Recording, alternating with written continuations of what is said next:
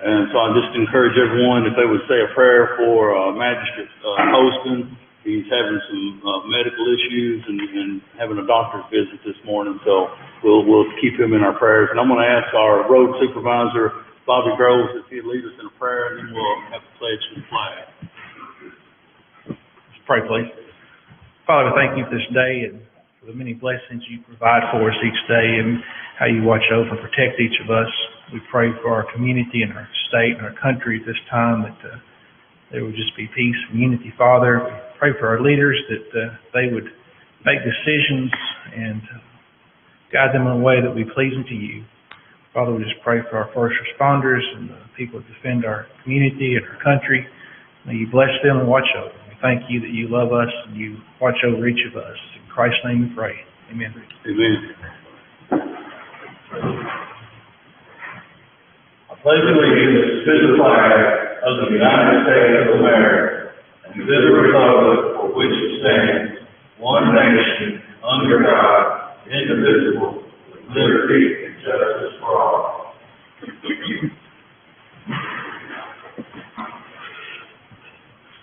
All right, gentlemen, if y'all had the opportunity to review the minutes of our August 18th regular fiscal court meeting, we would just need a motion and a second to approve those minutes. Motion made.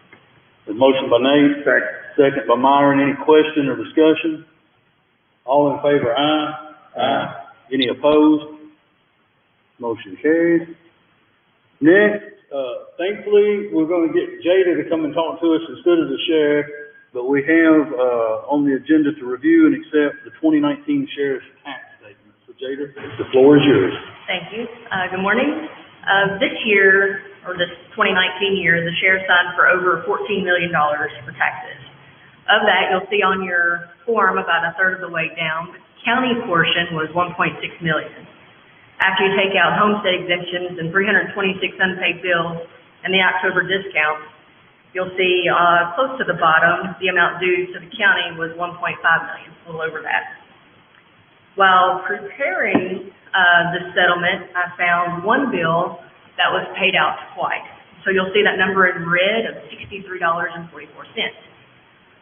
When I put that one bill, which came out to $62.78 back in, there was only a difference of 66 cents, which we conclude to be rounding. This settlement has already gone through one state auditor who found no errors in this report. So today I'm just asking you to accept our settlement for 2019. I'm sorry? I took out all the other districts to keep confusion down, because when you throw in all those other numbers from the other districts, it's hard to focus on just the county. Okay. It's the same numbers, just in a compact form. All right, so a motion by Myron to accept the sheriff's 2019 tax settlement. Got a second by Marty. Any other question or discussion? All in favor, aye. Aye. Any opposed? Motion carries. Thank you, Jada. You do a good job. All right, next is to review and approve the first reading of fiscal year 2021 budget amendment ordinance number 220.217. And I know a lot of you are thinking, doggone, we just had one. Well, we're in a fortunate situation to need another one. This one deals with two different grants, HIDA grant of $9,000 and the modified rubber asphalt of $85,830. But we've got to have a budget amendment to put these monies into revenue. The drug trafficking deal where we got the federal drug money. Yeah. All right, so we got a motion by Marty, second by Myron. Any question or discussion? Okay, Pam, we'll need a roll call. Yes. Yes. Yes. Okay, the next item, let's see, I don't know where to tell you to go on your agenda, down to tax assessment. Review and approve the 2020 tax rates and first reading of ordinance number 220.218, setting the tax rate. So that's a discussion we need to have. If you guys seen the did all of you have an opportunity to see and review the information from DLG? Yeah. And, of course, my recommendation to the court, based on what we've been through and where we're at, is to leave the rates unchanged.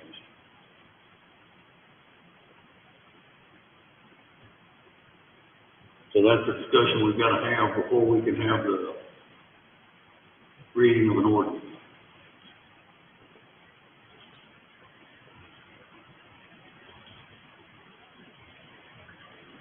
The current rate is 10.3. All the other compensating rates, as far as watercraft and aircraft and all those others, they all remained unchanged as far as compensating. The real property was the only one that there was a difference of the current rate at 10.3, the compensating at 10.1. Of course, we went from 10.5 to 10.3 last year. My concern is that you never know when we're going to face a situation like what we've been through this year. Marty just earlier said he hoped 2021 was better, and we're all hoping it's better. We sure hope it's not worse. Right. But it's hard to know and it's hard to plan.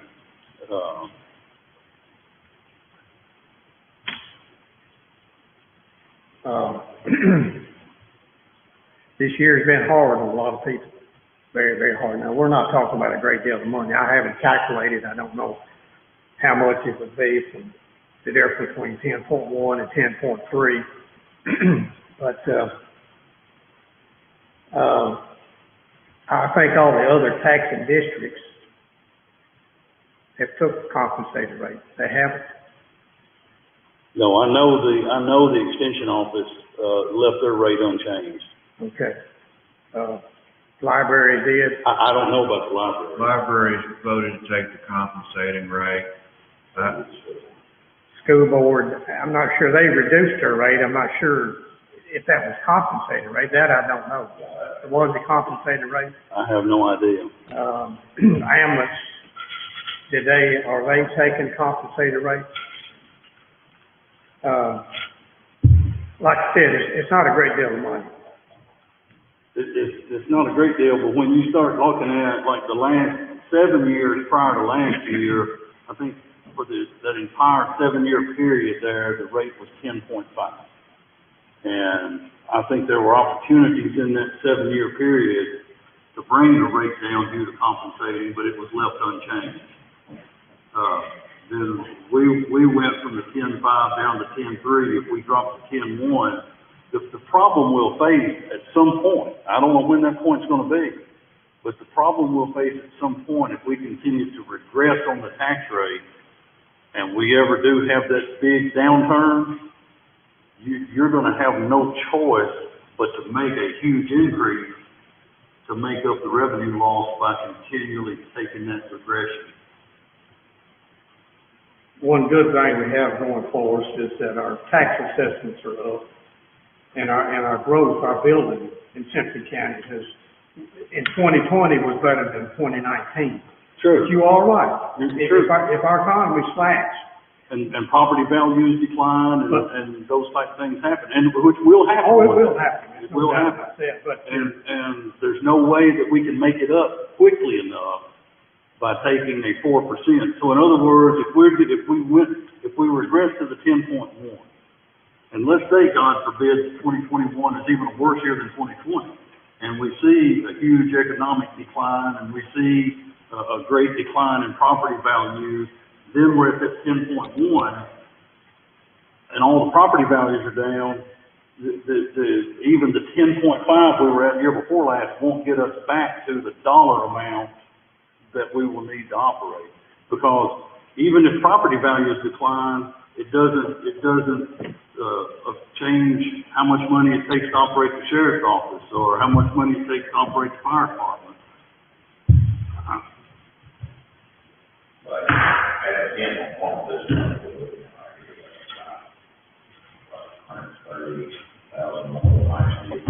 So roughly.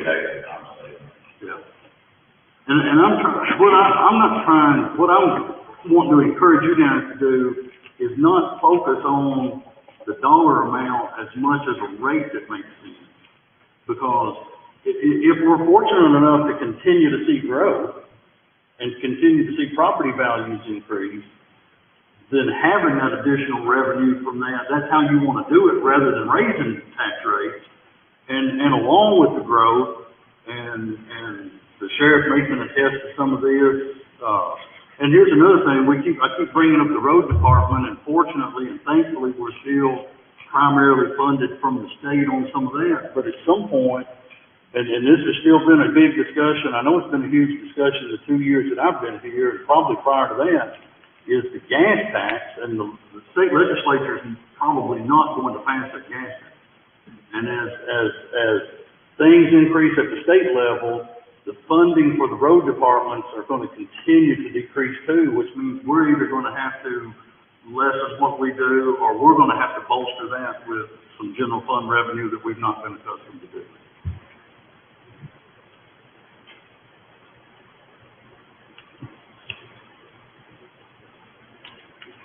I mean, I'm only one voice in this and only one vote in this, and I'm willing to take the heat at this, but my suggestion is to leave the rate unchanged. But I would prefer that the court make the motion and second on where they want to be, and then we'll have a first reading of a budget of a tax rate ordinance based on this rate.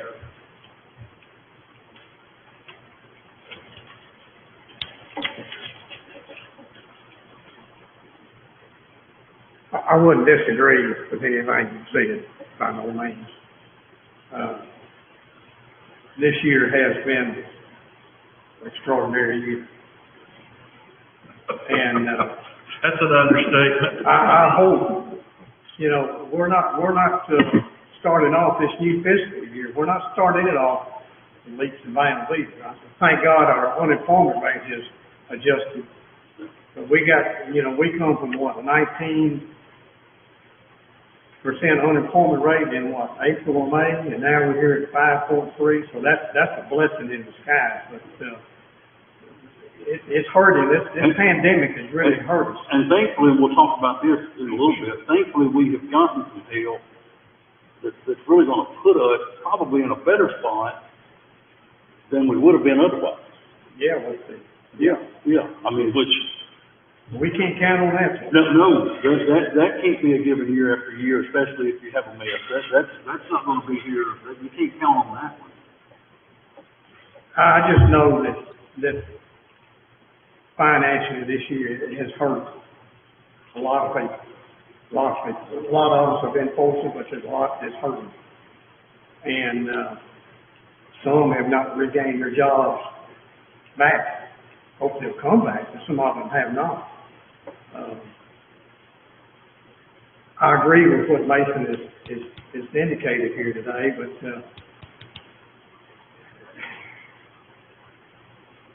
I probably would lean towards taking compensated rates just because of the situations that we've experienced in our county this year.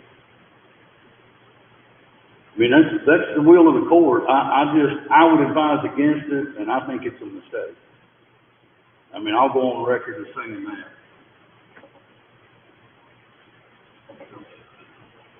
I can see both sides of it, you know, keeping like it is for the sense of we don't know what the future really holds, but then going it, you know, to help the people out because this year has been so a challenging year, you know, and so I can see both sides of it.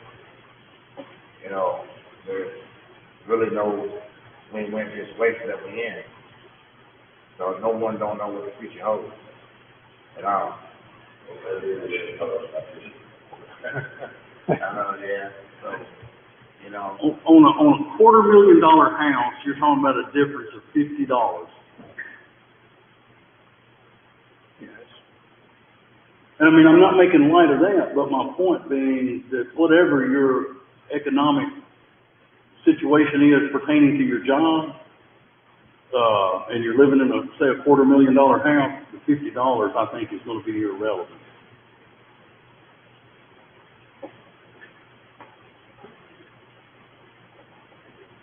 Don't don't misunderstand what I'm saying. I'm not saying it's not important. No. But I'm also saying that we, as the fiscal court body, have an obligation to take care of the needs of the community. And once we can eventually regress to a point that we're gonna regret it, because you can't make it back up. If we hit the same economy that we hit in 2009 and 10, and I think at that time, and I didn't look back, and Nicole may not know this off the top of her head, but in 2009 and 10, the tax rate was 10.5? I don't remember. It was beyond 10.1, I can tell you that. I think it was beyond 10.3. But if we hit that kind of economy, which depending on what happens in November is a possibility. Yeah, if we hit that kind of economy, we can't make the 10.1 the number we need it to be quick enough to get back, if we go back. And I'm not saying that the 10.3 is really going to put us over the top, but at least we don't have hardly as far to go to catch up.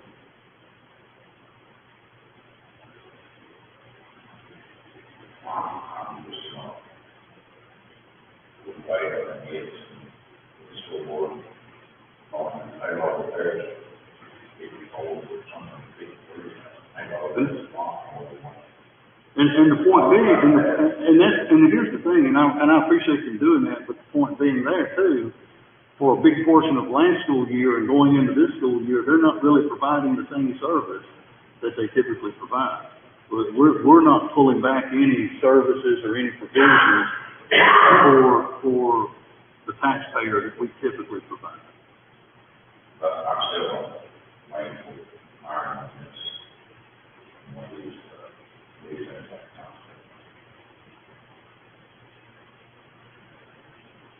Nate, it's up to you. It's either gonna be 3-1 or we'll have a 2-2 deadlock. We'll have to wait for Scott to get out of the hospital.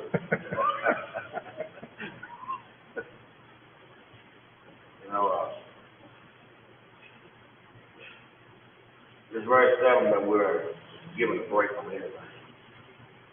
And going from 10.3 to 10.1, overall, it might not look like a big jump overall, but for some people, it could really help them out.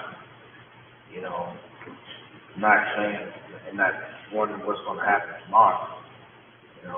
If some people are struggling now and save for next year, it goes even higher. Well, it really going to break the bank.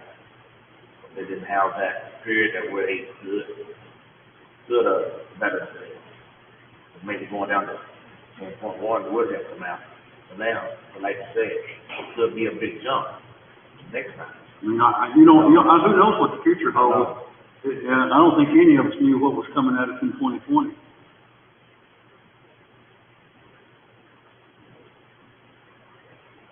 I'm probably leaning towards 10.1.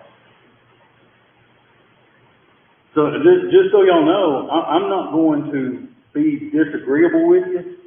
I'm going to vote with the will of the court, although my vote's going to be in dissension while we go, because I do think it's a mistake. But are one of y'all willing to make a motion then on the tax rate? Because we have to set that rate. I make a motion that we set the tax rate at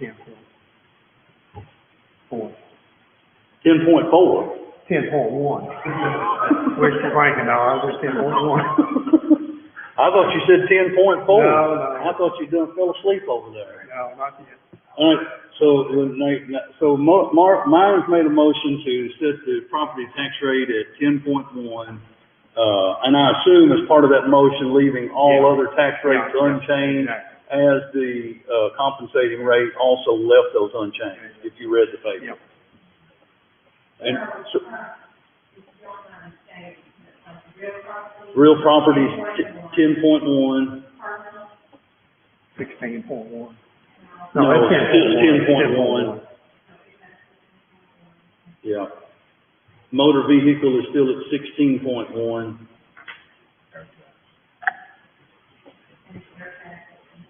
$10.5.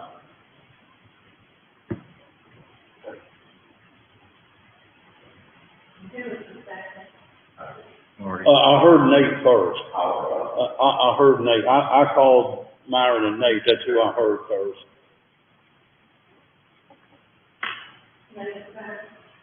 Yes. Yes. Yes.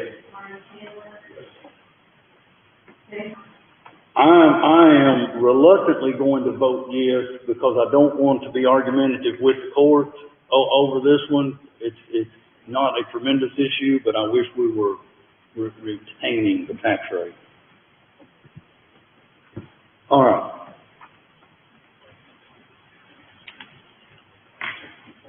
So you've got all of that in the ordinance, all the numbers are correct in the ordinance. Very good. Okay. Bobby, I may need you on this one. If you had an opportunity, gentlemen, to review the application for the 80-20 funding for McKendree Chapel Loop Road, we would need a motion and a second. And I'll let Bobby, if y'all got questions, we'll let Bobby address those questions. Motion made. Got a motion by Nate? Second by Marty. Any questions or discussion? Hey, the total cost is $20,000, and we're already out, $4,000. Labor, basically labor, that we would be doing anyway. We've already applied for one of these grants and haven't heard anything back from them. But you can apply for up to the $80,000, and each one of these are in the $20,000 range. When we do the work, any of the work we do ourselves, we can charge that to that account. We won't get refunded for it, but it'll go towards our part. So more than likely, if these are approved, we'll get the actual cost, the expense covered, and we'll just be out our normal labor costs.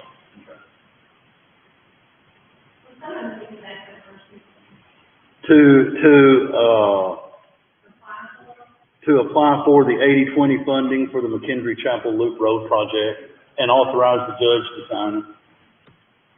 Is that good with, I don't forgot now who made the motion. Nate made the motion and Marty seconded. Any other question or discussion? All in favor, aye. Aye. Any opposed?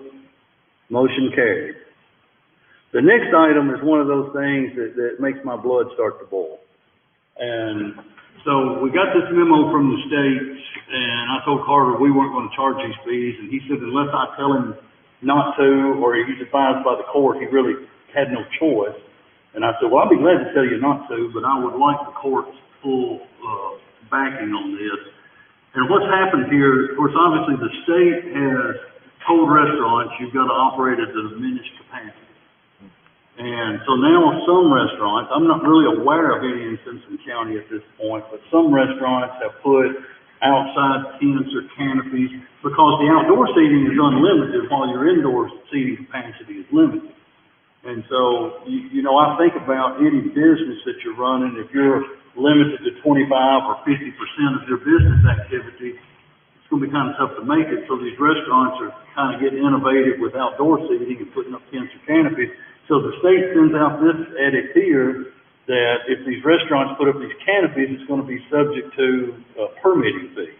What I would like to ask the court to do is waive any and all permitting fees related to tents or canopies erected at restaurants for dining purposes.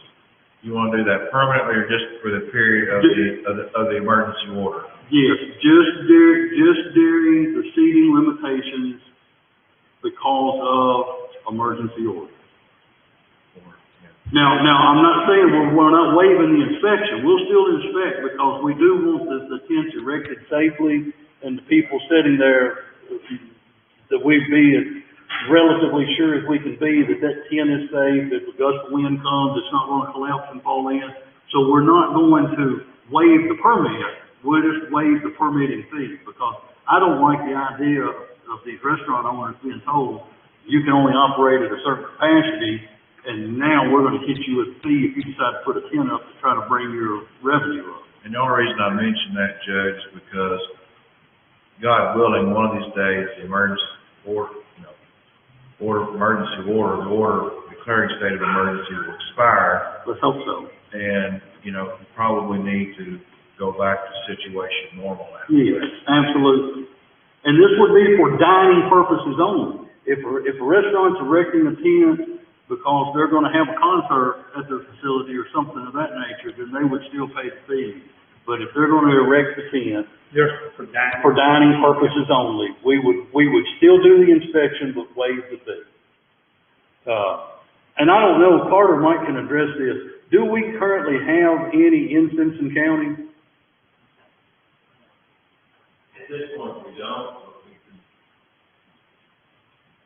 At this point, we have no outstanding permits on tents. The only time we see them normally is in a couple of months prior to July for the firework tents. They're up for 30 days standard, and then they're gone after the 4th of July. So, in lieu of what the judge was explaining, we could anticipate seeing some requests. And I've seen some of the tents, especially in Bowling Green, at some of the restaurants there. And I'm not using this as a platform to encourage restaurants to do that. I just don't like the idea of the state limiting their ability to generate revenue and then telling them we're gonna require you to permit if you're trying to generate revenue.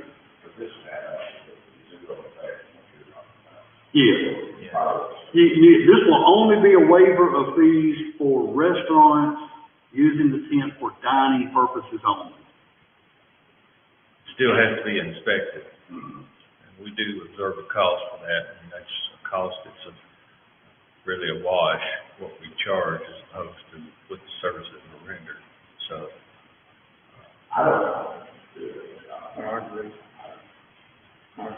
So then I just need a motion. So Myron's made a motion. Marty second. Pam, this motion is clear as mud.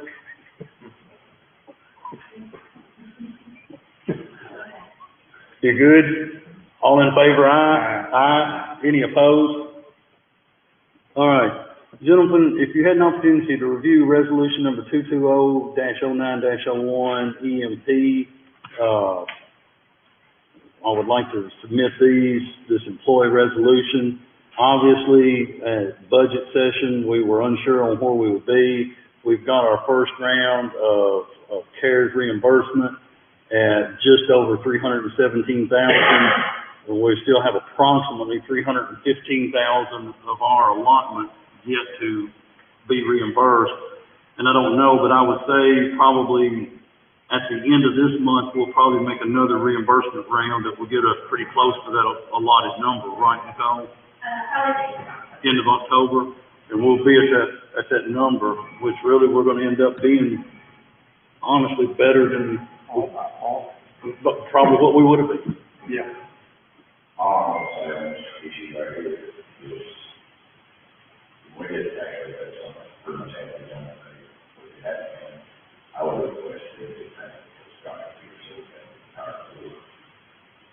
And unless this has to be done, I would request start issuing for this now, because it's been more be just in the rest of what we got there time for. And here's the thing about that, obviously the court operates on a 3-2 majority. And Scott's vote is as important as every other vote up here.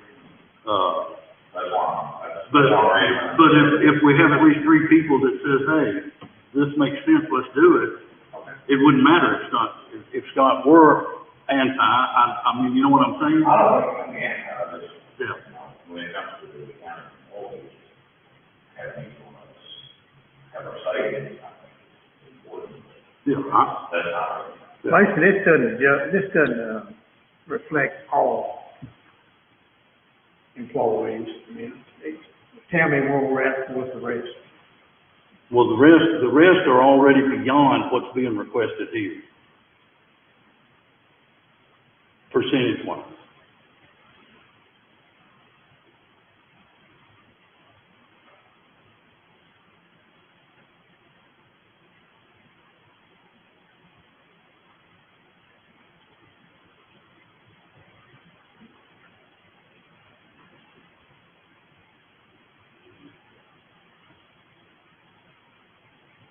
What would be the specific reason why this is coming out right now?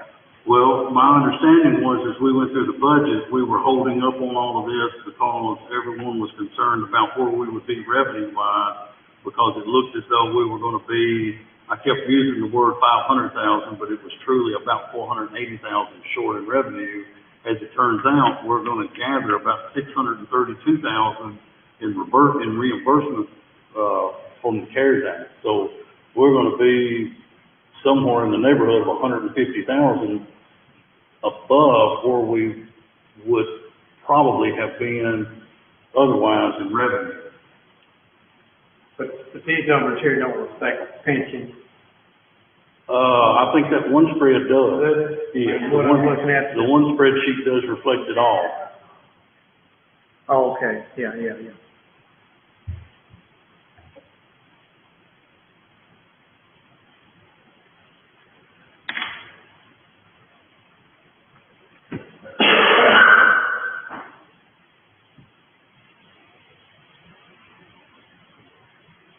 And obviously, if you have other questions or concerns,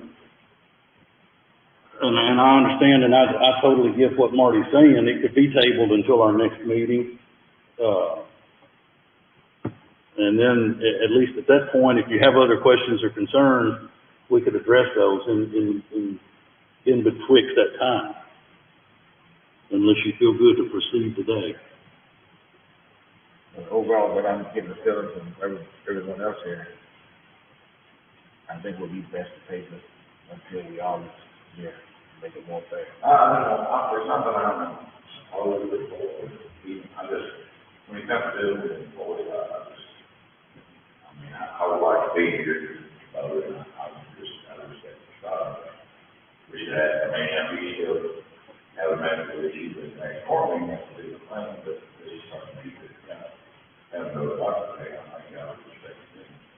I'd like for him to be able to get at least more assistance on something.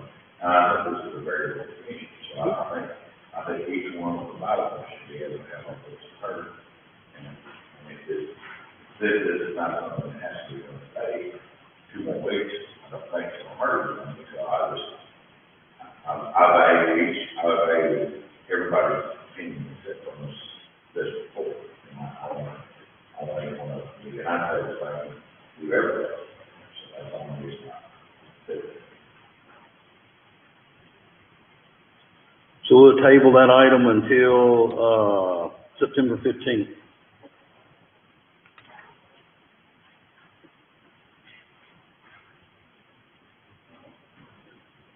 Moving on to financial business, if you had an opportunity to review the budget transfers, we need a motion and a second to approve those transfers. Motion by Nate, second by Myron. Any question or discussion? Yeah, it was that CARES. Yeah. Yes. I had that. Yeah. I'm sorry. Yeah. Any other question or discussion? All in favor, aye? Aye. Any opposed? Next item is, if you had an opportunity to review the bills and claims, we just need a motion and a second to approve those claims. So moved, mate. Motion by Myron, second by Nate. Any question or discussion? All in favor, aye? Aye. Any opposed? Motion carries.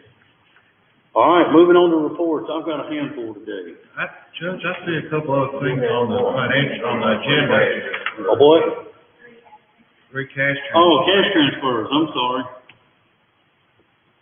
There's like a budget transfer and then like 3 cash transfers. Excuse me. Okay. We did we have 3, and I guess we need to do these cash transfers individually. That's correct. Okay. So if you had an opportunity to review a cash transfer, it's the federal grant fund to the general fund of $317,392. That is the CARES money. When we get it, it has to go into the federal grant because that's the way it comes, but then we can transfer it into the general fund. So we need a motion and a second to approve that transfer. Motion by Marty, second by Nate. All in favor, aye? Aye. All right, any opposed?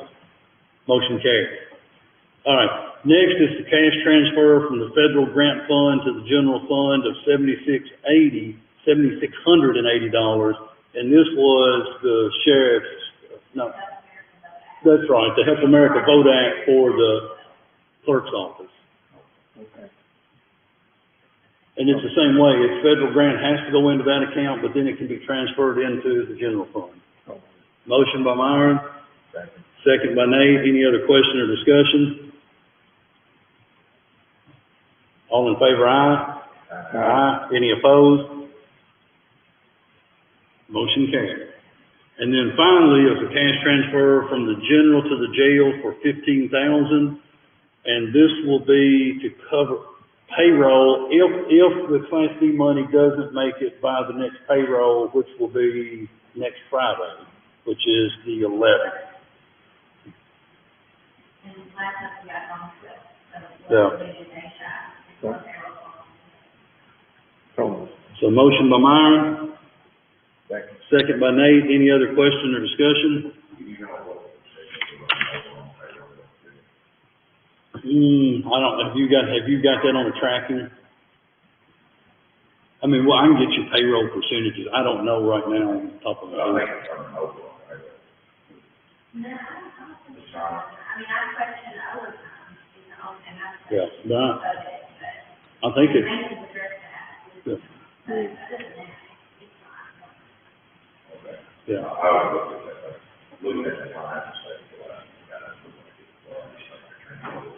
But we can, The upfront, and we stated it every year, they have all that training in the first part of their year. And which that's what the result of the overtime was all that training that they took, maybe for, you know, at the beginning. So it kind of fluctuates a little bit. Of course, we did have the 3 payrolls in July, so that kind of puts it ahead of the game. Yeah, so there's always 2 months with 3 payrolls on paying it every other week, and it just so happened the first of those three payroll months was the very first month of the fiscal year. So it's kind of, you gotta factor it on, when you look at payroll, you gotta factor it on 26 pay periods, not 24, like as a monthly deal. I just, you know, thanks for getting it. It's hard to train over the first 2 months, you know. But if you guys want to see, I mean, we can email out, cause I'm pretty sure you track it all by percentages on every department. Yeah, I mean, So. after every report meeting, I mean, we're sending out to department heads there, and I'm highlighting, letting them know, you know, hey, we need to be in this percentage area. I'm highlighting those accounts that are over, and, you know, so they are aware that it's tracking over, but, I do not recall. But anytime you guys want to see that number, just let me or Nicole know, we'll email it to It you. might not be a bad idea down the road, because I mean, we're still. Well, we could do it quarterly, just have it as a quarterly report at the court meeting, just, here's the percentages on every department. Okay. Does anyone object to me, listing in the minute, all of these cash transfers before the claims, which is what we ordinarily can do, this is in the around? No, yes, no, it's fine. No objection here. Did we vote on the jail thing? Yeah. We did, I don't think we did. We got into discussion and you made the motion and Nate seconded it, but I don't think we got into discussion. I don't think we ever voted. All in favor, aye? Right. Aye. Any opposed? That motion carries. Now we'll go to report. Gentlemen, I sent all of y'all an email. I don't know if you've seen it, but the KCJEA, KCMA conference is going to be virtually September 30th and October 1st. If you think you want to register for that, please let Pam know ASAP, because what we want to do is get one, purchase order to do all of them at one time. So if you think you want to virtually register for that event, let Pam know. And just FYI, this is full of jail, and it should be running and tracking about 19.2%, and they're 18.2, so they are. Thank you. I knew all of those numbers were right at her fingertips.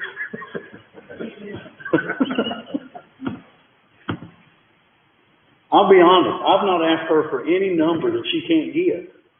I mean, she's like, boom, boom, boom. She's been here Yeah, she's, for years. yeah, No one yeah, out. yeah. All right. Okay, so the report from the Barren River District as far as COVID-19 cases. As of yesterday afternoon, we were at a total case count of 219. Obviously, we've had 7 folks that have passed away. We have 169 recovered, and I believe that leaves us with 43 currently active cases, which is the number that I'm trying to get everyone to focus on is how many people are we getting recovered day by day, and how many people are we currently have active. So there's been a lot said about positivity rate. The positivity rate is definitely a flawed number because there is no way, and I mean absolutely no way, to know how many total tests have been done because all the negative tests are not reported. So that's where we're at with Barren River District there. All right. At our last meeting, I gave out payroll or pay rate. You know, we talked a lot about getting a pay rate structure set up, and the sheriff just had current. This sheet here he sent us is not currently where he's at and a projection on where he would like to be. So here's what I want to say. We're not discussing this today. This is for information purposes, but you have the one that I submitted, the one the jail submitted, the one that the clerk submitted for each of those departments.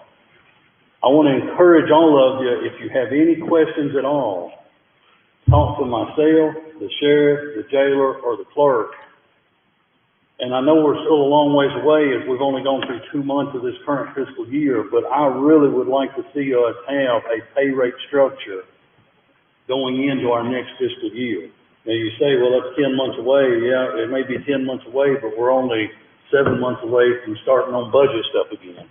And 7 months evaporates like that. But if you have any questions at all, either get a hold of me, the sheriff, the jailer, or the clerk. I think any of them, myself included, would be glad to talk with you about that. Here's another bit of information I'm going to pass out just for y'all to have to review. We've worked on this comprehensive community growth plan. We've done a little question and answer survey. We had 1,054 people responded to it. And so I just wanted to put in your hands the results of what people said and some of the feedback on there's about 23 sheets of other information that people give feedback on. So the little committee group that's together on this, we're going to come together and look at this report and then try to figure out what our next step might be. But I thought you guys would probably like to see all this information. All right, and Pam, did you make a copy? Did all the magistrates get a copy of the soil conservation? So y'all seen the soil conservation? So all we need on that, if you've seen that soil conservation report, is just a motion and a second to acknowledge receipt of their report. I think it's their annual report. So, got a motion by Marty and a second by Myron. Any other questions or discussion? All in favor, aye. Aye. Any opposed? Motion carried. One last thing I'll hand out to you guys. You all remember a few meetings back, we voted to have the sidewalks cleaned all the way around the square. So the biggest problem is, especially over here on this east side, that every time it rains, mud just cakes up over there. And so, was it last week, Bobby, when it come that one shower, Bobby and I went out, we walked around, we looked at where this water was puddling and what we could do to get it to drain away. And quite honestly, the biggest issue is that this whole southeast corner of the lawn just doesn't have grass on it. And every time it rains, this mud just washes over the curb, goes down into the sidewalk, and then the monkey grass kind of has it to where there's nowhere for it to go. So the first thing that's going to happen if we really want to clean up the sidewalk is we're going to have to fix the grass on that southeast corner, get the sidewalk leveled back out, and then get a trench down that bank. But the first thing's gonna be, get that fixed. Bobby got a price on, what was it, 555 square yards of sod for like $1,320. But we get $110 discount, I think, if we give them their pallet back that they bring the sod out. And this picture I'm handing you right now was a picture that I just took this morning of what it looks like out there in that area.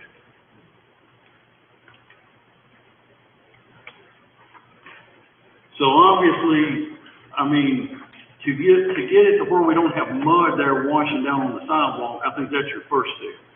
Your second step is just leveling up the sidewalk, and then the final step would be, once you get that level, we can cut a trench down that bank. If the water does get on the sidewalk, it can run down that bank. But the biggest question is, do we want to clean it up, and do we want to spend the money to do it?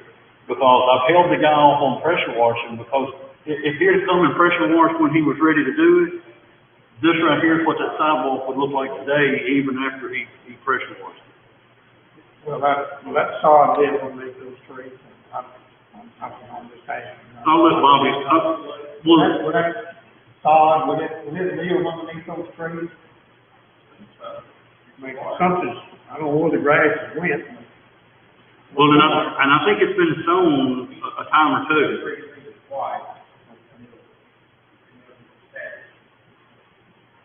You may not. That's a quick fix, quick fix.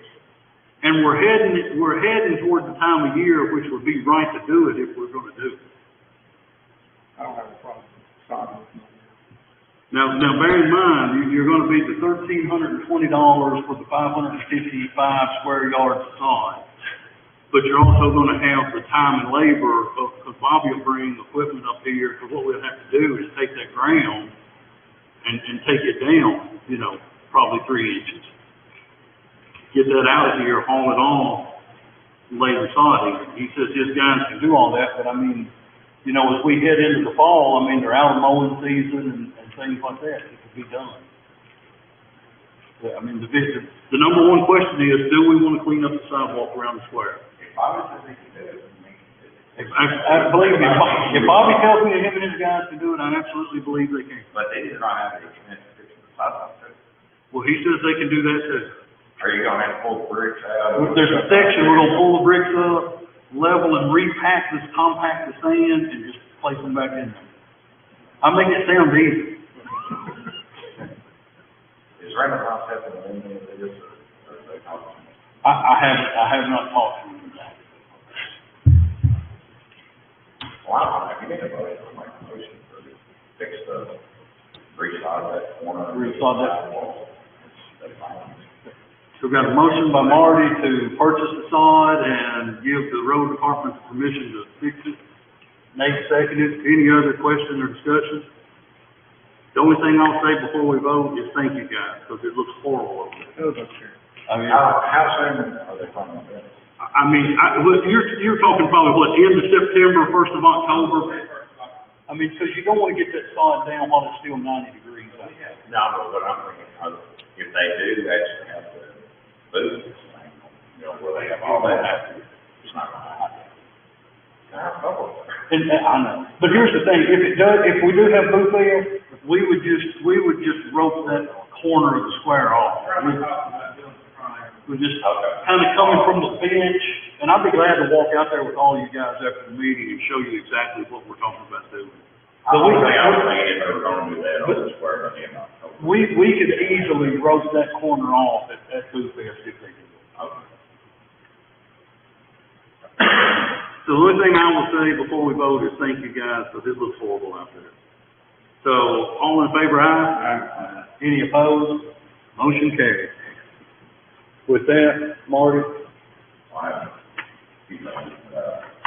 Friday, I was in town, and, right at the corner of First and Roar, we need to go see that storm come through and put a tree out.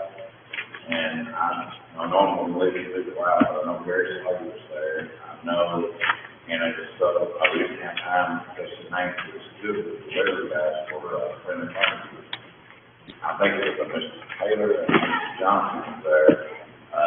they didn't wait for the state to get there, word that you probably give you run over. I went back and flagged traffic, and they got a chainsaw, they had it just about clear before the state got there, which, you know, I'm not talking bad about the state, it was one of those things, they got there quicker than they could. It's just great to have a community where people will actually just do stuff like that, to keep them out, and get hurt on, you know, knowledge of the ones that are out there that are cleaning that up every day, so that, you know, where was that is cause accident. Second thing is, got a lot of rain in this week, and hope to get dry, there'll be a lot of equipment on the roads, so, actually, be safe traveling when the farming goes up, because don't want anybody to get hurt there. And the third thing, Mason and I was tagging this last week, we still have an issue with that little bridge, just water on the bridge. And we don't know what the answer is for sure. You know, one thing, I guess it's hard to get people to do that, is to be respectful for the people that are but they've already sold, they've already taken the signs down, they've put up on the far side of it, on the Wilson side, so we're trying to ground what we do. We know, you know, the sheriff has a lot of things to do, you can just patrol that one area, but if you live in that area and you're trying to get home, people walk the road, and then what I read the other day, there's some pretty key moments that happen. And I'm hoping nothing bad happens there. You get hot temperatures with, you know, people and they start breaking on other things, you can escalate quickly in situations. And the picture that was put on social media that you and I were tagged in, there were two vehicles parked right in the middle of the bridge. They weren't to one side of the bridge, they were parked right in the middle of the bridge. That's when they need to get towed. I'm sorry, they're in the middle of the bridge. Well, yeah, but the people were there whose vehicles it was, and. They were loading on, we had one call Saturday to go out. They were unloading. Yeah. I'm not disputing anything, this is, sheriff's office had one call as far as a call complaint, and it was they were loading and unloading kayaks on the bridge, and that's why everything backed up. Our response time, just so you know, was 12 minutes. From the time the call was received to the time we were there was 12 minutes. So we had a good response. We're not running blue lights and sirens to go for a vehicle. That's not what you do. That's what we can't do. But we had a good response. I think the people were gone by the time we got there. You're exactly right. That is not a law enforcement issue that we can fix. We can patrol it more. We can tow it. But honestly, even on towing, I don't mind towing a vehicle. But sometimes you can't get to the vehicle to tow. The one that's stuck out is way up in the midst of the vehicle. And if you can't get to its tow, you just can't, so it's something for you guys to ponder. We can patrol, we can enforce what we see when we do, but we can't fix the parking. Bobby's tried. Marty, exactly what you said is exactly the problem, and it's exactly what I've been trying to encourage our community to do during this whole pandemic thing. Just be respectful of other people. Don't stop at unload, don't stop in the middle. Yeah. Stop at the edge and leave room, fit it to the ramp. That's the problem, all these people, but tag us on there. They wouldn't fuss about picking tags. No. They wouldn't even care that they were unloading kayaks down. They were good because they could not get home. Yeah, personal responsibility and being respectful. Take care of a lot. Take care of a whole lot. So I just ask anybody that's down there to simply, if you're going to go down there and don't park anybody, you know, leave the road where people can get through. And, you know, prefer to have somebody take you and drop you off and then come back pick you up the next one. Don't even leave vehicles sitting there. That's the water, low water crossing. If you can keep mine. That's also a good way, one of these days, people will start breaking into vehicles because they're not there to monitor them. Yeah. Another good reason that's going to drop you off, pick you up. I just want to bring, you know, everybody, you just will see this, my help, you know, can't sit down in the water and say, we patrol there, we I know there's a lot of people in there who fed up with that whole situation. That's all. Nate? No actual report, but, I know that Little League football sign-up is going on, grades 1 through 6. We're gonna get to play? If they have enough sign-ups, you know, it is gonna go forth, but it is some surrounding counties that is gonna be participating. And they're looking to kind of some things from out of country like Portland also. So today is the last final day to sign up at the high school provision, football field from 6 to 8 tonight. And there's a possibility that it may be extended to the weekend. But right now, the final sign up is tonight from 6 to 8. And also, on this for COVID-19, I just here to tell people that continue to be safe, because we're still out there. It's like over the past week or so, the particular neighborhood around Franklin had an outbreak. And when you ask them where they get it from, they don't know. And that's another bad thing, when you don't know where you contracted it from.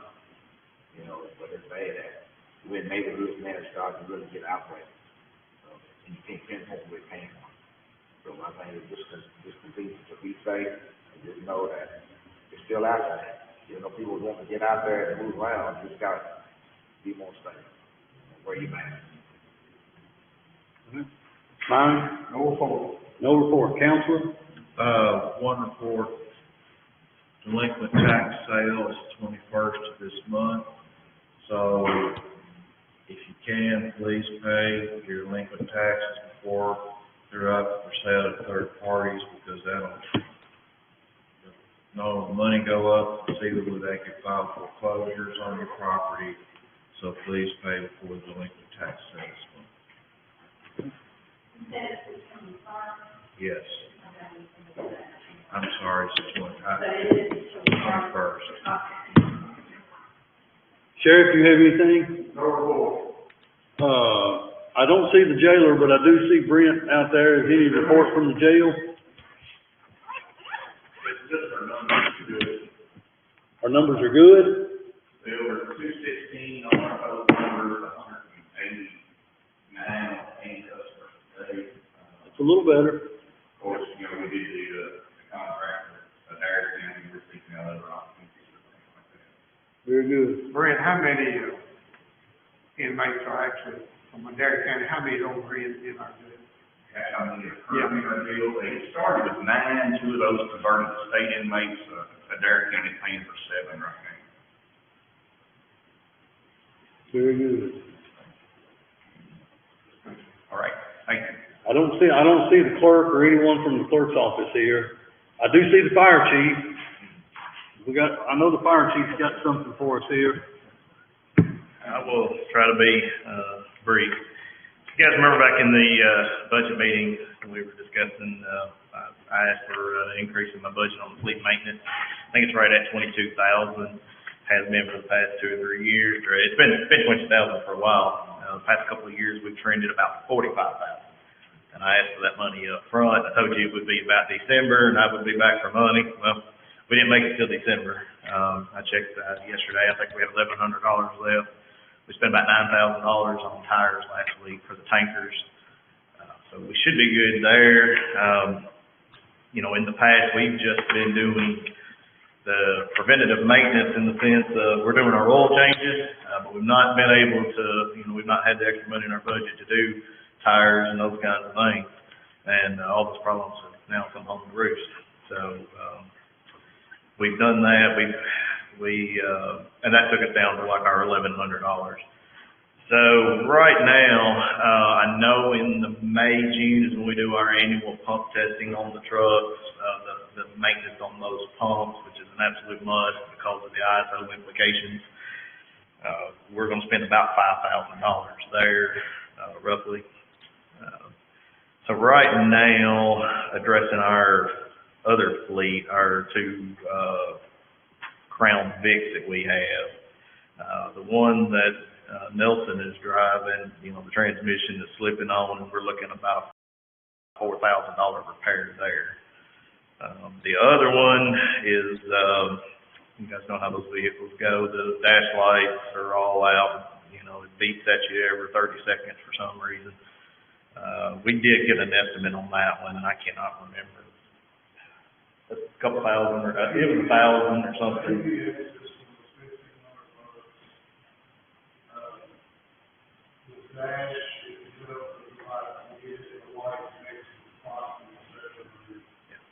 So if we get those things, and the problem there is you know, with like the airbags and stuff, I mean, I don't know if those things are gonna work if they, you know, what they're supposed to. But again, that's an 06 vehicle and an 08 vehicle. And I suspect we're running those vehicles emergency traffic, and, you know, I don't suspect, you know, the sheriff or anybody else is running vehicles that old on there. But I understand, I mean, it's just where we are today. Chief, the vehicle that's transmission is out on, needs replacing. It's an 06?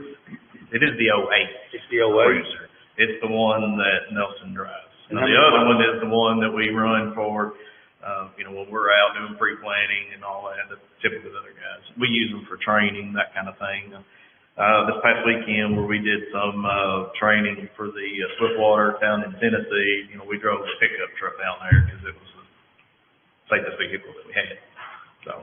And how many miles is on that vehicle that's needing a transmission? That's a good question. The gauge and stuff, they don't work, so I mean, when we punch in our mileage, it's just punch in any number you want, because it doesn't matter, you can't read them, so. I mean, when it quit working, or is that now? Did you get it to, okay. So at night, occasionally you can see the things if you get, you know, all the stars line up and all that, so. I'm sorry? He said 78. That's the last fill up on that one, so. But anyway, that's kind of where we are today. I mean, trending, I don't have any reason to believe we'll be any less than what we were. You know, I think we spent right in that $40,000 to $45,000 range. Like I said, we're 22. I know I'm going to spend at least $5 on the pump testing that's coming up in May, June. You know, depending on what we do with these vehicles, you know, there's another $5,000. I mean, we can spend 10 grand, you know, right now and be even keel. But we have done all of our oil changes for the year, as far as on the big trucks where we do the preventative. So our frontline vehicles, we do those annually. Now our substations, you know, we don't do those annually. We just figured out, you know, we can cut a little cost and still, you know, be safe, because they're not used as heavily as, you know, obviously as our front line. So. Again, so, you know, today, we need money. Now, this is a matter of what, you know, we feel like we can, whatever the court feels like we can give. I mean, like I said, I think we'll spend $40,000 this year. So, I'm sorry. 22, I think. Yes, I think it was 22 or 23. I think it was 22 this year. And again, with what we have already incurred with all those oil changes and all that, plus the roughly $9,000 that we just spent, you know, last 2 weeks on getting tires, is what we started with. Okay. So it was 24 is what we started with, and we're down to $1,100 roughly, $1,150.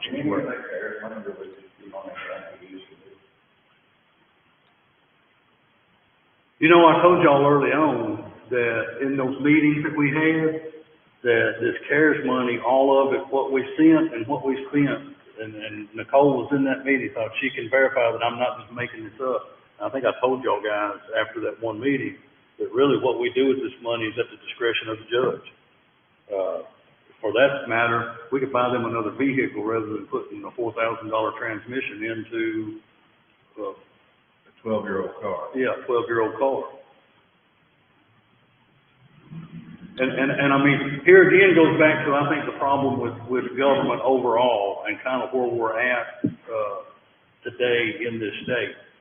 While, yes, according to the guidelines of the CARES Act, I could just do that. I could just say, guess what, guys? We just bought a car for the fire department. My preference would be that we all see the need and we all agree to do it.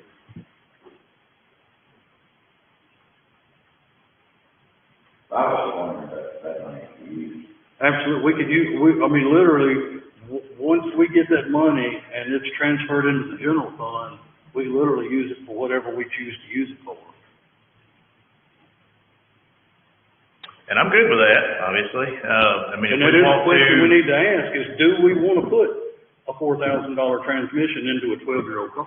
I agree, and those are the questions I was trying to ask. Car, which one's got the bad transmission, the car or the truck? No, the car. Just the car and the light and the dash, that's the problem in the truck.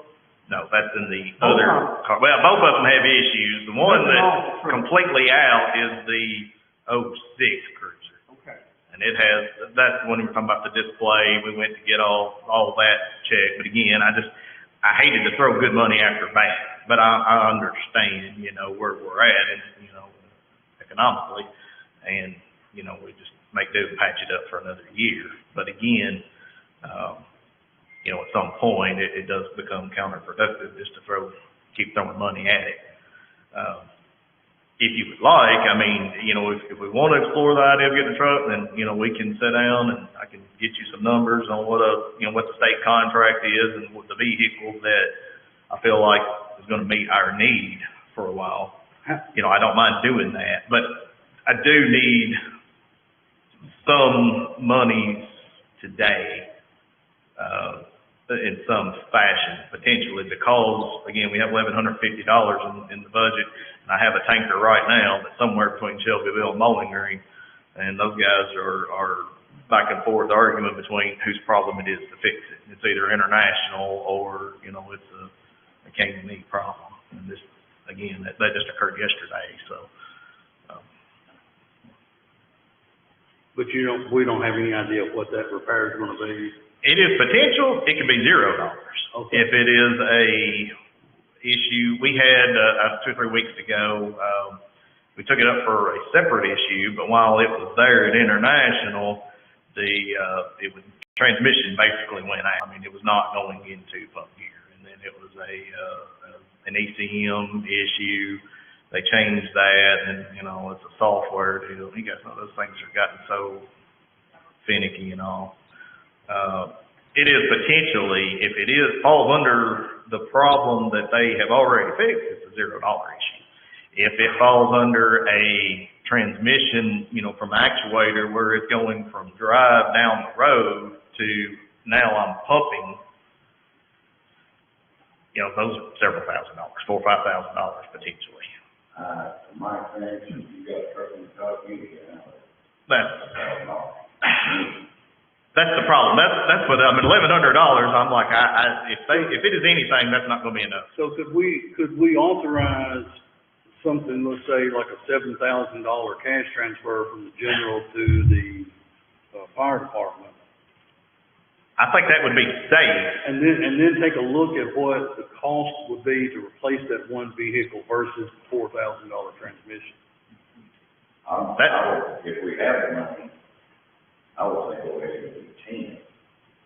Because what I'm hearing right here, from my personal experience, if we had to pay that 7, it could use up that 7 on that, and then you would have nothing. Well, we could authorize the transfer up to $10,000. I would guess pretty similar, Nicole, to how we do the jail. We authorize it if we need it, we make it. Well, the fire's already in general fund, so what we'll do is, if it's okay for the board, we'll drop back to the Budget transfer. and we'll pay, do you want the $7,000? Well, Marty said maybe make it 10,000. I'm good with that. $10,000 from the 9,200, 999, which is our reserve transfer account, to the fleet maintenance account, 5123. So we'll basically amend the budget transfers that you all did earlier and add that to. Okay. Pam may need you to restate that, but Marty made a motion to make that, budget okay. I didn't. It doesn't matter if I did. What matters is if Pam did. I thought so. Yeah, we're adding it to the budget transfer that we want to incorporate. Okay. You're amending the budget transfer.